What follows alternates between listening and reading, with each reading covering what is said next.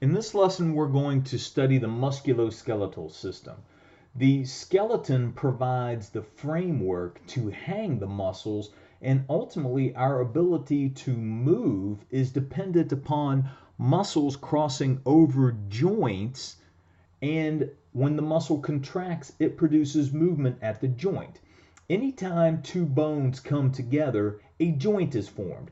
Sometimes joints will have limited mobility, such as the sutures in our skull, but other times, like our knee joint, there will be a great range of motion producing movement in the body. But the skeletal system is going to give us structure and support.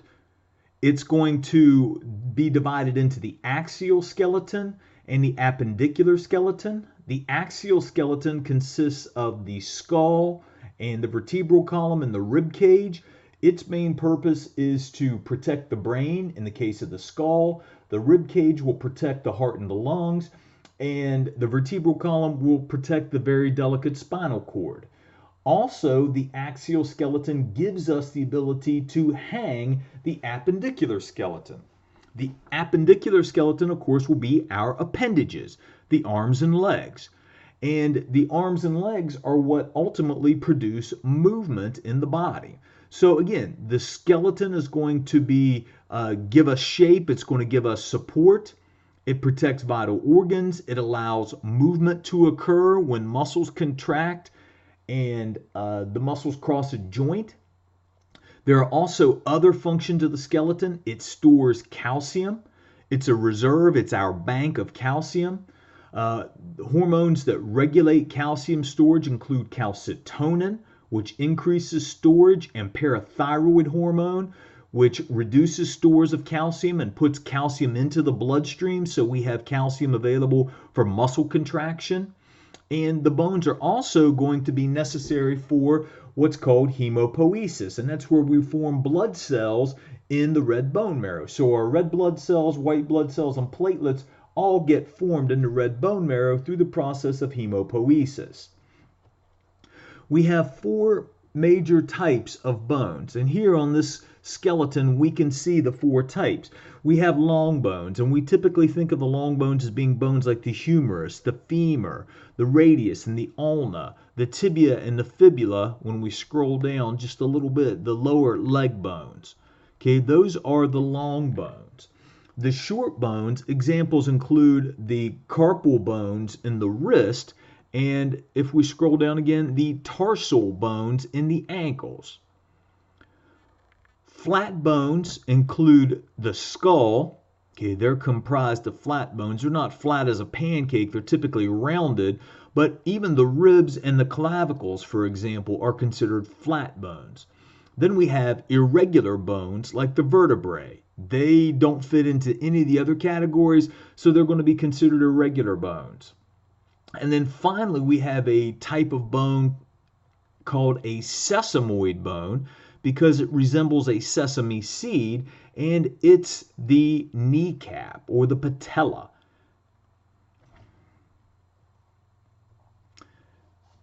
When we look at the basic structure, let me flip through a couple slides here.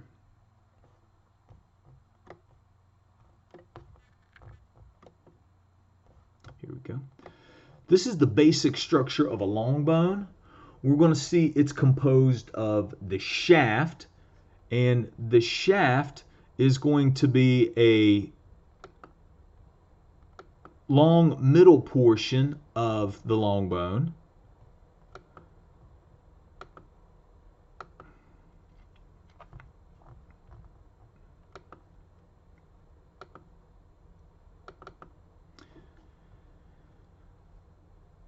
We're also going to see at the ends of the long bone, the ends have what's called articular cartilage, and that's where one bone comes into contact with another bone.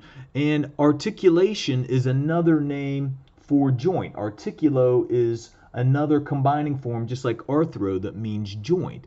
And so at an articulation, the joint can move. And so in this long bone, this happens to be the femur, there would be articular cartilage on the end here. There would also be articular cartilage here. Okay. We have the inner portion here of the diaphysis, which is the medullary cavity. And that medullary cavity is going to have the red bone marrow. There's also going to be yellow bone marrow, which is composed of fat. There's also going to be blood vessels and nerves in our bone in that medullary cavity. Whoops. And we're going to have an outer smooth covering of the bone called the periosteum. And that periosteum is going to give the bone its characteristic white color. But that periosteum is also where ligaments are going to attach that allow bones to be connected to bones. It's also where tendons attach, which allow muscles to be attached to bones.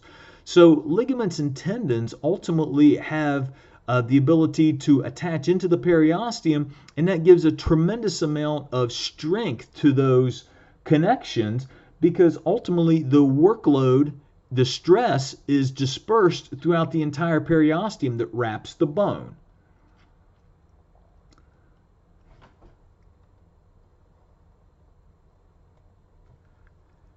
When we look at the bone blown up a little bit, okay, we see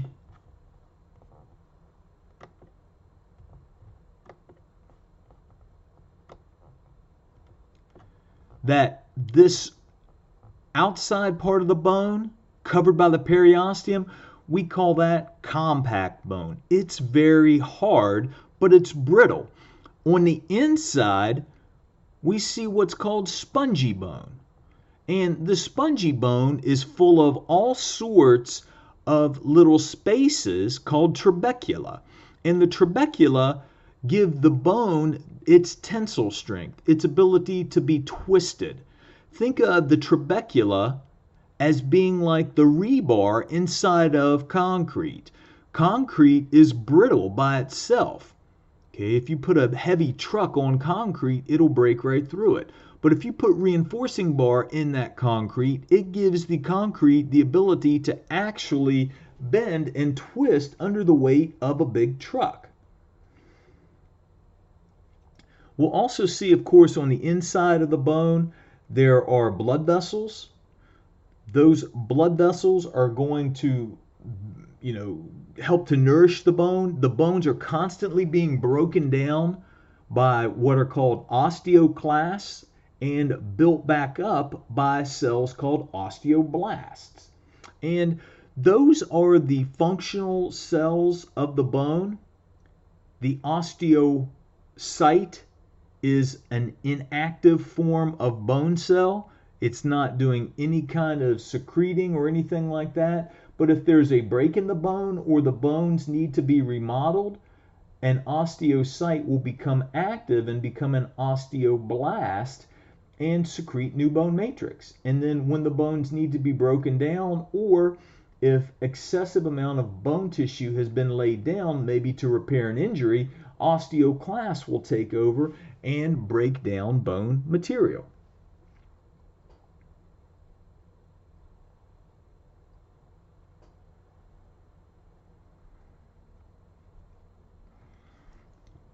Now, going along with the skeleton, of course, is the bone, or excuse me, is the muscle.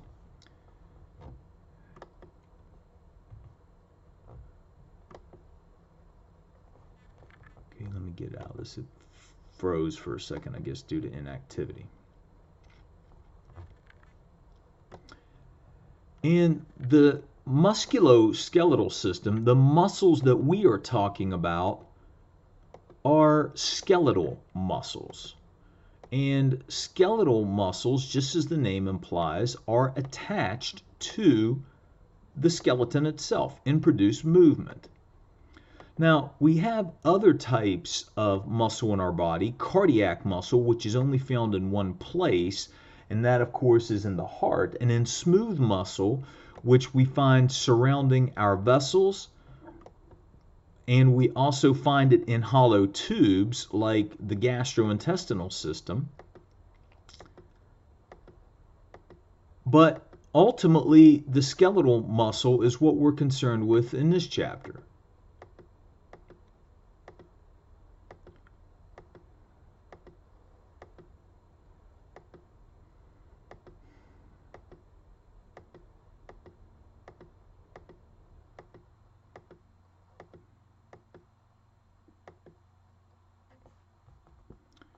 Go. I slid right by it. So our skeletal muscles are going to have a point of origin that doesn't move, and then a point of insertion where the muscle crosses a joint, and when the muscle contracts, it produces movement. The origin, again, is going to be the immobile part. The muscle is attached by a tendon to this immobile origin, and then it's also going to be attached by a tendon crossing a joint at a point called the insertion. When that muscle contracts, movement occurs at that joint. And here in figure 14.15, we can see that we have the elbow bending. Now, muscles are going to be important because they are very metabolically active. They help us to move. They help us to maintain posture, which in turn keeps organs in the right place. They produce heat when we are cold.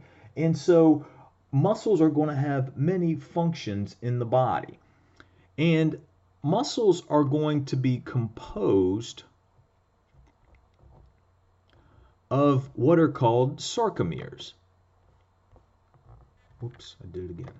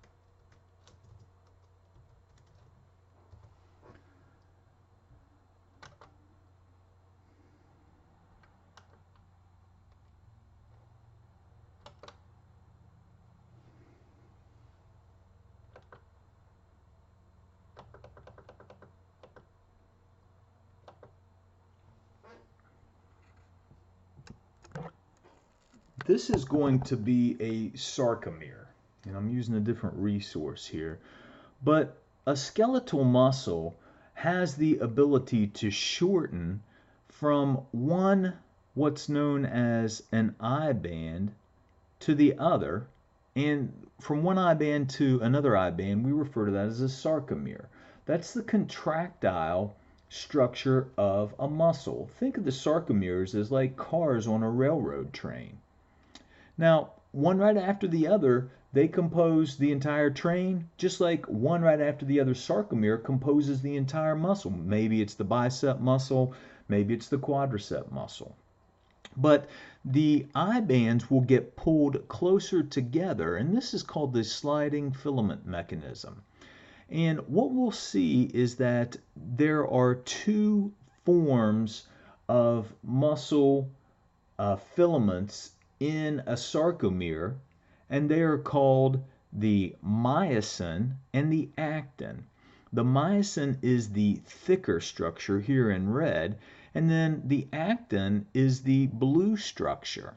And what will happen is the myosin will actually form bonds with the actin, and through a ratcheting motion where the myosin has appendages called myosin heads, it will attach to the actin and then quickly cycle through a process where it releases the actin and then recycles, grabbing a point farther down on the actin, and it keeps doing this, attaching and then releasing much like a person pulling on a tug of war rope would do, going hand over hand, grabbing and pulling and then releasing, and grabbing ahead again and pulling forward and then releasing. And ultimately, we need energy to do this, and that energy comes in the form of ATP, adenosine triphosphate. And that adenosine triphosphate fuels that myosin grabbing a hold of the actin and then releasing it and grabbing a point further down on the actin and releasing it and ultimately shortening the muscle.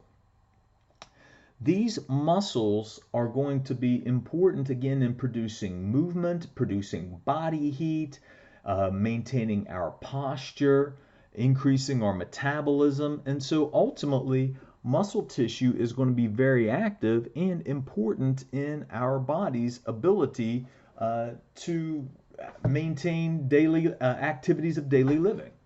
And so this is a short overview of the skeletal system and its necessity for structure and protection in the body, and the skeletal muscles which attach to this skeleton and produce movement and other homeostatic mechanisms helping us to maintain our ability to function in day-to-day living.